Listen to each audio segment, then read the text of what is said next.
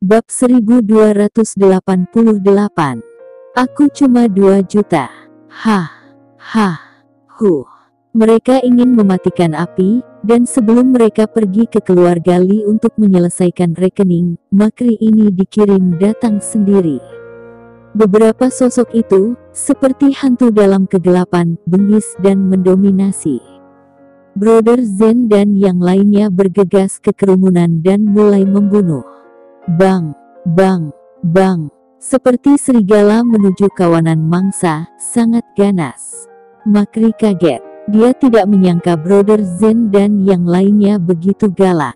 Wajahnya berubah, dan ke tangan di belakangnya, dia mencabut senjata api, menunjuk ke arah Grey Z, matanya penuh emosi pembunuhan. Kamu terima kematianmu. Segera. Terlalu cepat. Ken terkejut dan berbalik. Tuan Z, hati-hati, dia hampir jatuh, namun Grey Z tak ada di tempatnya. Makri baru saja mengangkat tangannya, tapi jejak Grey Z tidak terlihat. Dia terlalu cepat. Tiba-tiba embusan angin menerpa, Makri bahkan tidak bereaksi, dia merasa pergelangan tangannya sepertinya patah, dan dia tidak bisa merasakan keberadaan jari-jarinya. Ah! Jeritan itu langsung merobek malam. Senjata api di tangan Makri jatuh, Grey Z langsung meraihnya dan memutar jari-jarinya dengan kecepatan yang mencengangkan. Dalam beberapa detik, dia tiba-tiba membongkar senjata api menjadi beberapa bagian dan melemparkannya ke tanah dengan suara yang tajam. Kamu, Makri kaget. Di mana dia pernah melihat orang yang begitu mengerikan? Prak. Sebelum dia selesai berbicara, Grey Z menangkap leher Makri dengan satu tangan dan langsung mengangkatnya. Dengan berat hampir 200 pon, Grey Z tampaknya tidak berusaha sama sekali. Siapa yang menyuruhmu dari keluarga Lee? Kamu, lepaskan, lepaskan. Ah! Siapa? Teriak Grey Z. Lee Gendong, kata Makri cepat. Benar saja, itu dia. Grey Z sudah menebak dan sekarang dia bisa yakin. Berapa yang dia bayarkan untuk membunuhku? Semua orang, 2 juta dolar AS. Pop, Grey Z membalikkan tangannya. Itu tamparan ke wajah Makri dengan keras dan langsung melempar Makri dari udara, berguling beberapa kali di tanah, wajahnya penuh ketakutan. Saya bernilai 2 juta. Grey Z menyipitkan mata. 10 tahun lalu, hidupnya bernilai 5 juta dolar. 8 tahun lalu, nilainya naik menjadi 30 juta dolar. 7 tahun lalu, mencapai 200 juta dolar. 5 tahun lalu, tidak ada yang berani membuat harga untuk membunuhnya. Sekarang keluarga Lee membayar 2 juta, hanya untuk hidupnya.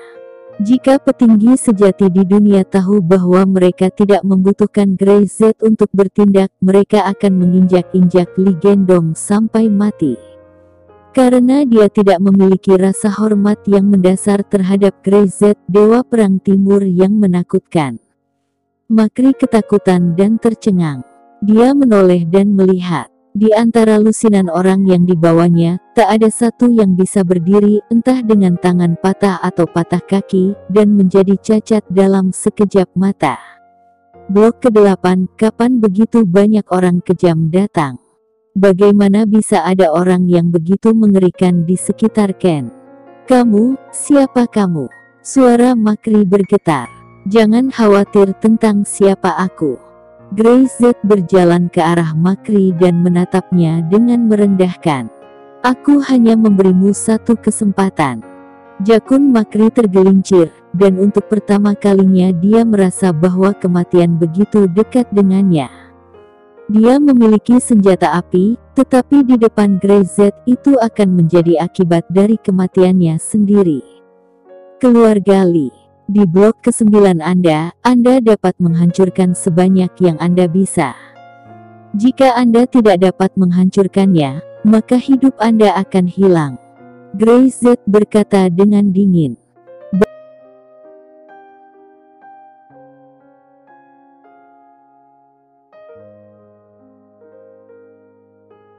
Bab 1289.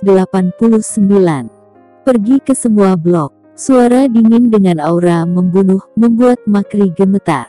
Dia mengangguk lagi dan lagi.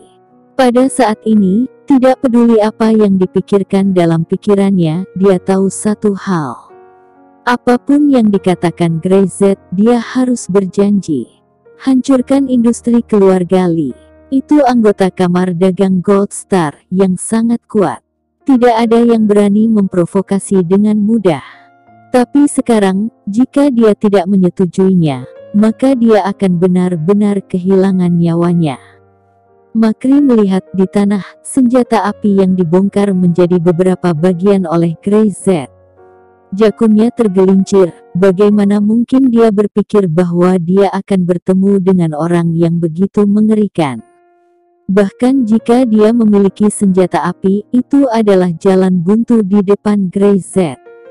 Ingat, Greyz melirik Makri, tidak berkata lebih banyak dan berbalik ke dalam mobil.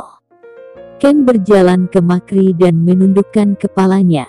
Saya mengingatkan Anda untuk tidak melewati batas, tetapi Anda tidak mendengarkan.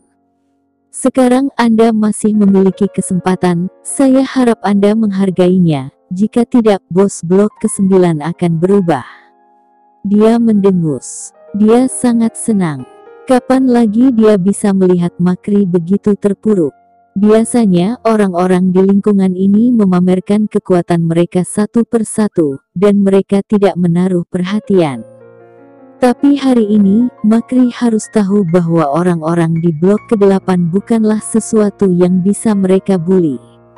Karena di belakangnya, ada Greyz. Saudara Zen dan yang lainnya naik ke mobil dan langsung pergi. Di tanah, Makri masih duduk di sana, basah oleh keringat, masih gemetar. Lusinan orang di belakangnya masih berteriak keras, membuat kulit kepalanya mati rasa. Dia, siapa dia? Makri mengertakkan giginya dan tiba-tiba merasakan kebencian terhadap Lee Gendong di dalam hatinya. Bajingan ini berkata bahwa dia memberi dirinya masalah besar, tetapi apakah dia memiliki hidupnya untuk menghasilkan uang sebanyak ini? Apakah dia punya takdir?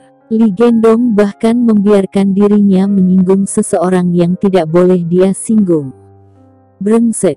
Tetapi Greyz memintanya untuk mengganggu keluarga Lee. Makri ragu-ragu juga. Greyz terlalu kuat untuk dia bantah, tetapi dia tidak berani juga memprovokasi keluarga Lee. Di dalam mobil, Greyz menebak Makri mungkin tidak bisa mempercayai apa yang dia katakan. Tapi dia akan membuat Makri patuh. Ken, bawa Zen dan yang lainnya ke setiap blok.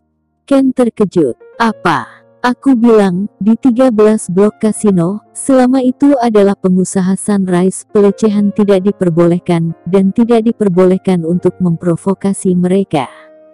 Selain itu, di lingkungan mereka, selama itu adalah industri keluarga Lee, sejauh mungkin hancurkan. Dua kalimat membuat Ken gemetar. Semua blok lainnya, jakunnya tergelincir, itu agak gila. Makri tidak terlalu kuat, tetapi beberapa lingkungan lain, mereka bahkan memiliki banyak senjata api. Mereka pergi ke sana begitu saja. Gila, bukan? Kakak mengatakan segalanya itu adalah segalanya. Kakak Zen mengangguk. Siapa yang tidak patuh? Dia berpikir sejenak, haruskah dia membujuk orang dengan kebajikan dan moral dengan mereka, atau memukul mereka dengan tinjunya sampai mereka mau taat? Greyz tidak banyak bicara, dan dia tidak perlu banyak bicara. Dia berpisah dari Brother Zen dan yang lainnya, dan kembali ke hotel lebih dulu. Saudara Zen dan lainnya naik mobil bersama Ken. Tuan Z serius. Ken masih tidak percaya, hanya beberapa dari mereka. Apakah dia ingin memanggil lebih banyak orang, atau hanya beberapa orang yang terburu-buru ini? Itu kematian. Peranmu adalah memimpin jalan. Nomor 6 berkata. Hal-hal lain kami yang tangani. Keluarga Lee bajingan itu, berani menyentuh calon istri nomor 5, dan ingin menakuti karyawan Syam. Itu layak mendapatkan kematian. Dia menoleh dan melihat ke arah Brother Zen. Apakah kamu siap? Petik 2.